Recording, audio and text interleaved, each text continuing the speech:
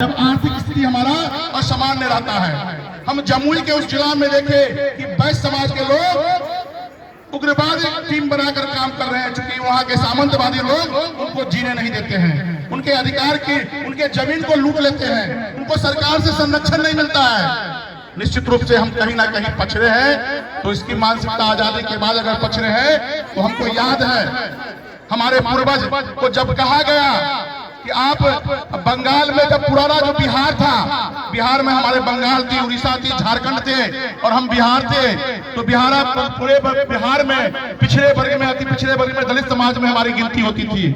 लेकिन जब बिहार अलग से, बंगाल से जब अलग हुआ, उस समय हमारे पूर्वजों ने कहा कि हम सब आरक्षण, हमको अभी मत नहीं चाहिए, जिनको आरक्षण की ज्यादा आवश्यकता है उनको मिलना चाहिए, हम आरक्षण नहीं लेंगे। लेकिन मेरे उदारता का क्या नाजायज फायदा उठाया कि आज हमको राजनीतिक भागीदारी से भी वंचित किया गया। आज जब हम कोई समस्या में आते हैं तो हमारी ये औकात नहीं है कि हम विधायक भी बना दिए हैं, तो हमारी ये औकात नहीं है कि अपने मनचाहा पदाधिकारी को अपने जिला में स्थापित करा सके, क्योंकि हमारी आवाज सरकार पर नहीं समझ में आती है। क्योंकि हमारे एक प्रतिनिधि, अभी प्रेस के लोग पूछ रहे थे कि अगर आपको ये आरक्षण नहीं मिला तो क्या सरकार के विरोध में वोट देंगे? तो हम कहते हैं कि तुलसीदास जी कहते हैं कि जग नहीं सुनता दुर्बलों का शांति प्रवचन। कोई नहीं सुनेगा आपका शांति प्रवचन, स्वयं शक्तिशाली बनना पड़ेगा। और लोकतंत्र में शक्ति का सबसे बड़ा आधार जो होता है वो वोट बैंक होता है। जिनका वोट बैंक है, देखते हैं वोट बैंक के खुश करने के लिए अपने सनातन परंपरा को भी गाली देने से नहीं करते हैं। अपने वोट बैंक को खुश करने के लिए सनातन परंपरा को भी गाली देने से नहीं करते हैं। इसलिए हम अपने वैश्य समाज के सभी धन विद्वानों से आग्रह करेंगे। बहुत अच्छा एक वक्ता कह गए राजकुमार गुप्ता जी भी कि आपस में बहस होना चाहिए। जब हम अपने पूर्वजों का इतिहास उल्टाते हैं तो लगता है कि सबका जड़ तो एक ही जगह है, सहस्त्रबाहु जी के यहाँ से।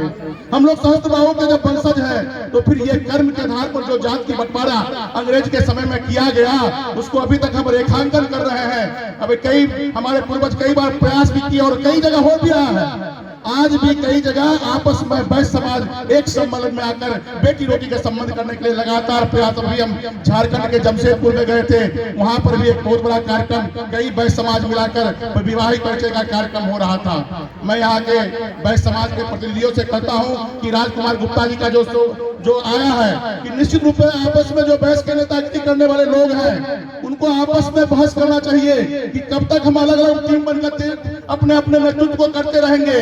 क्यों नहीं एक जगह राष्ट्रीय बहस होना चाहिए कि हम लोग एक मंच पर आकर के अपने लोकतंत्र की रक्षा के लिए और वैश्य समाज को आगे बढ़ाने के लिए एक स्वर से सरकार के पास मांग रखें और उस मांग के अनुरूप हम अपने वोट का भी उपयोग करें। हमारे बात मांगे तो हम आपके साथ हैं, नहीं तो कहावत है कि अगर जो हमारी बात नहीं मानते हैं तब तक हम वोट को देकर जिताते रहेंगे, आपकी बात को कोई सुनने वाला नहीं है।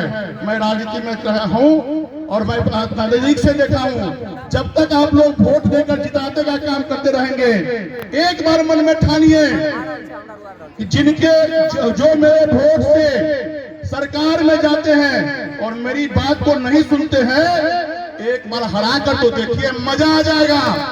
मजा ऐसा आएगा कि आपके दरवाजा पर नेता लोग लाइन लगाएंगे। हम लोग जब नेता आपके दरवाजा पर जाते हैं तो कहते हैं कि ये फलाने जो उम्मीदवार हैं ये वैश्य समाज पर आघात किए गए हैं। लेकिन हम लोग क्या कहते हैं, चलो ना मेरे पार्टी का लोग है ना, जिता देते हैं। जब तक पार्टी खेलते रहिएगा तो इतना बड़ा सम्मेलन कीजिए, करने में हमको कोई इतराज नहीं है, आपस में मिलन होगा। लेकिन जिस अधिकार के लिए हम लोग यहाँ जुटे हुए हैं वो अधिकार नहीं मिलने वाला है, हम गारंटी के साथ करते हैं। एक बार अपने वोट की शक्ति का प्रदर्शन कीजिए, 50 साल तक आपका अधिकार मिलता रहेगा। इसी शुभकामना के साथ, नव वर्ष के शुभकामना के साथ सभी माननीय बंधुओं का स्वागत करते हुए, धन्यवाद देते हुए, अपने मातृशक्ति को हम ज्यादा धन्यवाद देते हैं कि आपने पूरा समय से और पूरा एकदम स्थिरता होकर के, इसीलिए आप लोग को पुनः बना देते हैं, अपनी बात समाप्त करते हैं। एक साथ मेरे साथ जयकार लगाएंगे। अखिल भारतीय कमला वैश्य महासभा जिंदाबाद, अखिल भारतीय कमलापुरी वैश्य महासभा जिंदाबाद, वैश्य एकता जिंदाबाद, वैश्य एकता जिंदाबाद। भारत माता की, भारत माता की। धन्यवाद। बहुत बहुत धन्यवाद। अब मैं श्री नीरज कुमार बबलू जो विधायक भी हैं, पूर्व मंत्री रह चुके हैं, मैं उनसे आग्रह करूंगा आवे। काफी वक्त इन्होंने हम लोगों के बीच दिया है और मैं चाहूंगा कि हम लोगों के लिए ये तो बहुत ही इनका नाम ही पूरा प्रचलित है।